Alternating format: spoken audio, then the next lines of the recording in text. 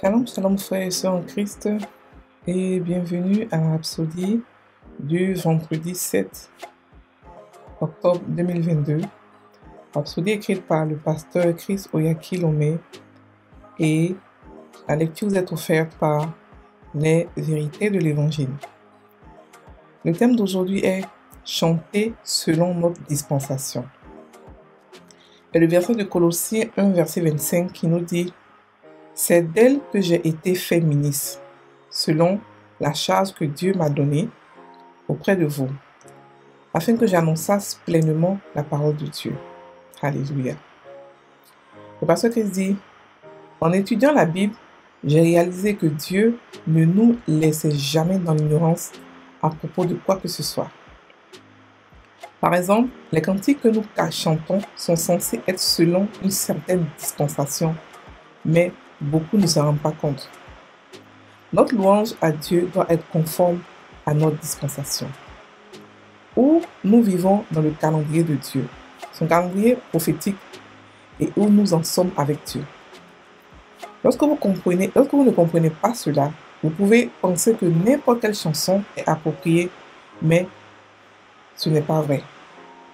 L'apôtre Jean, alors qu'il était exilé sur l'île de Patmos, a fait un exposé sur 3 différents groupes par la révélation de l'Esprit.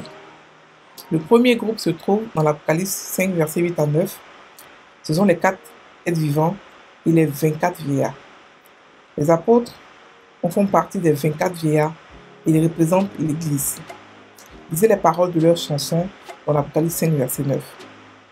Puis, nous avons le deuxième groupe dans l'Apocalypse 14, versets 1 à 3. Ce sont les 144 000, c'est-à-dire 12 000 de chacune des 12 tribus d'Israël. Et la Bible dit: ils chantent un cantique nouveau devant le trône et devant les 4 êtres vivants et les 4 vieillards et les vieillards. Et personne ne pouvait apprendre le cantique si ce n'était les 140 000 qui avaient été rachetés de la terre. Et cela est de Apocalypse 14, verset 3. Ils ont chanté ce cantique, mais personne ne pouvait saisir ou comprendre ce qu'ils chantaient. Pourquoi? C'est parce que le chant n'appartenait pas à la dispensation des 4 bêtes et des 24 vieillards. Enfin, le troisième groupe, les saints de la tribulation, qui ont remporté la victoire sur la bête, ont tous été tués pour le nom de Jésus-Christ. Ceci se trouve dans Apocalypse 15. Mais ces saints de la tribulation qui sont divisés en 2 groupes, les Juifs et ceux qui sont devenus chrétiens après l'enlèvement, ont chanté 2 chants. Ils ont chanté le cantique de Moïse et ils ont chanté le cantique de l'agneau. Voir Apocalypse 15, versets 3 à 7. Cela éveille immédiatement une compréhension dans l'Église de Jésus-Christ, que nos chants doivent être en accord avec la révélation de notre dispensation. Nous devons chanter des cantiques qui louent et adorent vraiment Dieu, des cantiques qui correspondent à ce que nous sommes en Christ, à notre domination et à notre héritage en lui. Apocalypse 1, verset 6 et 5, verset 10. Alléluia. Fin de la Rhapsodie. Aujourd'hui, le pasteur nous parle de la chanter selon notre dispensation. Il veut dire par là, il faudrait qu'on chante selon le contexte. Il faudrait qu'on chante selon ce que nous sommes, ce que nous avons reçu, et où nous sommes. Et selon ce que aussi Dieu veut qu'on chante. Alléluia. Donc, il a donné 3 exemples. On va d'abord expliquer les exemples avant de pouvoir expliquer un peu plus en large ce que le pasteur veut expliquer. Il a donné 3 exemples dans la Bible de 3 personnes différentes, de 3 groupes différents de personnes qui avaient des chansons distinctes par rapport au contexte de où ils étaient et par rapport à ce qu'ils voulaient donner comme message. Il a parlé des 4 êtres vivants et des 24 vieillards qui ont chanté devant le Seigneur et qui avaient des paroles bien précises qui ont dit, de Apocalypse 5, verset 9, qui dit, ils ont chanté son titre nouveau, qui disait: tu es digne de prendre le livre et d'ouvrir les sceaux, car tu as été immolé, tu as été racheté pour Dieu par ton sang des hommes de toute tribu, de toute langue, de tout peuple, de toute nation. Donc ici, il expliquait, ici, l'adoration ici montrait ce que Jésus a fait. Expliquait qu'il il est digne de faire ceci à cause de ce qu'il a fait. Ça, c'était les 4 vieillards. Et les 4 vivants, pardon, les 24 vieillards. Et il nous explique que les 24 vieillards, les apôtres étaient dans les 24, sont dans les 24 vieillards. Ils font partie des 24 vieillards. Maintenant, il nous parle maintenant des 144 000 personnes qui sont le deuxième groupe qui ont chanté un cantique nouveau. Et leur cantique à eux était tellement nouveau que personne ne pouvait le comprendre. C'est eux ceux qui pouvaient l'apprendre. Par rapport à leur contexte, par rapport à ce qu'ils voulaient dire, ils avaient un cantique que personne ne pouvait comprendre, personne ne pouvait apprendre. Ensuite, il est parti dans un troisième groupe qui parle du groupe des Juifs, les scènes de la tribulation, qui étaient ceux qui vont apprendre, qui vont devenir chrétiens après la tribulation, et aussi des Juifs aussi qui vont devenir chrétiens après la tribulation, pendant la tribulation, pardon. Et ils ont chanté un chant bien précis qui est dans Apocalypse 15, versets 3 à 4, qui dit, la Bible dit qu'ils chantaient le cantique de Moïse et le cantique de l'agneau. Ils ont dit, tes œuvres sont grandes et admirables, Seigneur Dieu Tout-Puissant. Tes voies sont justes, véritables, roi des nations. Donc ici, en fait, il magnifiait Dieu pour ce qu'il a fait. Il magnifiait le Saint-Esprit, il magnifiait Jésus pour ce qu'il a fait. Alors que les vieillards, ils magnifiaient le Saint-Esprit, bien sûr, mais ils montraient ce qu'il avait fait. Donc chacun avait sa dispensation, il avait sa manière de pouvoir adorer Dieu par rapport au contexte, par rapport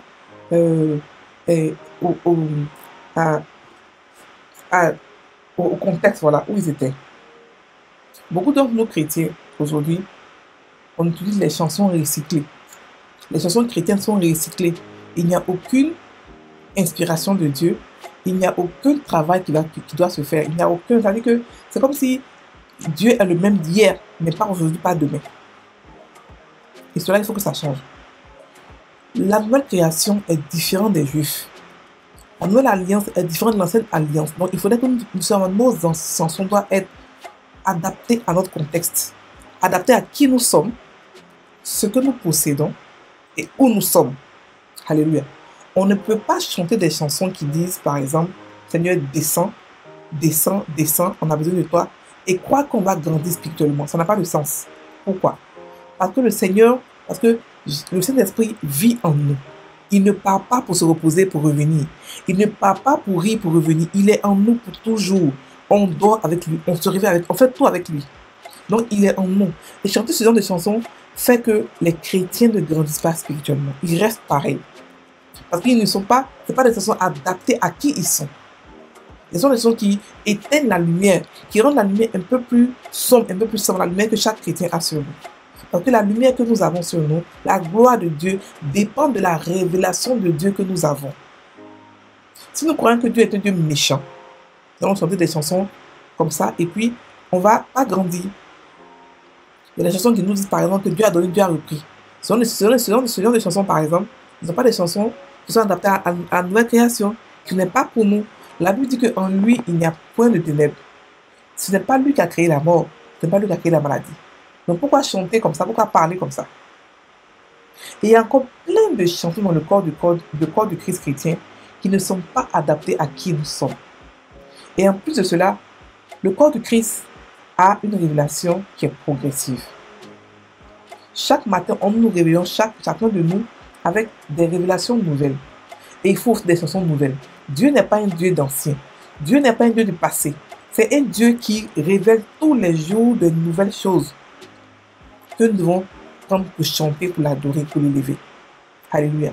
On ne veut pas dire que parce que David a dansé de toutes ses forces avec la sueur, nous serons faits comme lui. Alors que nous sommes dans une nouvelle alliance. Nous, on adore en esprit et en vérité. On n'adore pas par les mots pas. On n'adore pas par la sueur. Eux, ils n'étaient pas Dieu comme nous. Non, ils n'adoraient pas comme ça. Ils devaient montrer par leur force. Mais nous, qui avons reçu le privilège de faire partie de la famille de Dieu, on adore en esprit et en vérité. Il faudra aussi que les paroles que nous faisons soient adaptées à qui nous sommes. Frères et sœurs en Christ, on a reçu le pouvoir de devenir enfant de Dieu. On est enfant de Dieu. On ne prie pas comme des serviteurs. On ne supplie pas Dieu dans nos chansons. On l'adore, on l'élève. On est enfant de Dieu. On déclare des choses. Et on a reçu le Saint-Esprit, le nom de Jésus, la parole de Dieu. On a reçu beaucoup de choses. Donc, lorsqu'on prie Dieu, lorsqu'on l'adore, on l'adore par rapport à ce qu'on a reçu comme héritage. Et il nous a mis à Sion, dans une terre d'abondance, de surabondance, une terre où il y a la provision illimitée, une terre où on est autosuffisant, où on ne dépend que de lui seul. On est extrêmement gâté. Donc, on prie par rapport à où nous sommes, ce que nous possédons et ce que nous sommes. C'est comme ça que nous louons Dieu. Nous ne louons pas Dieu par rapport au désert. Nous ne louons pas Dieu par rapport à Satan.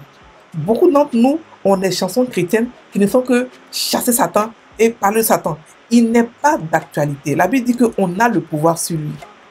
Donc, on n'a pas à dire dans nos chansons, on a dit que dans une même chanson, on met dedans Dieu et Satan. Comme si les deux sont comparables. Ils ne sont pas comparables. S'ils étaient comparables, on n'allait pas nous donner le pouvoir sur lui.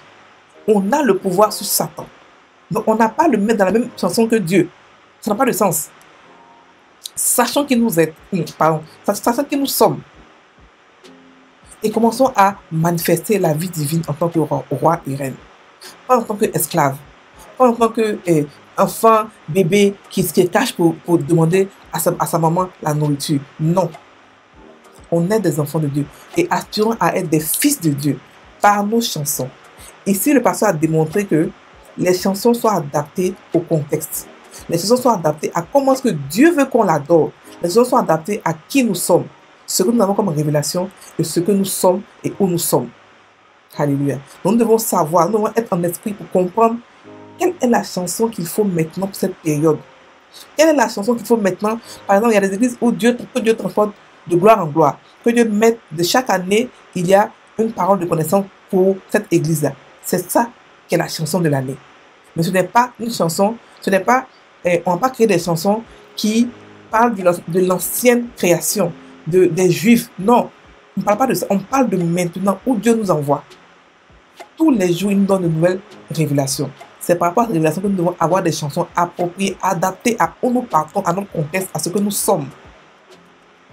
C'est ce que le pasteur appelle chanter selon notre dispensation. Chanter selon notre mission.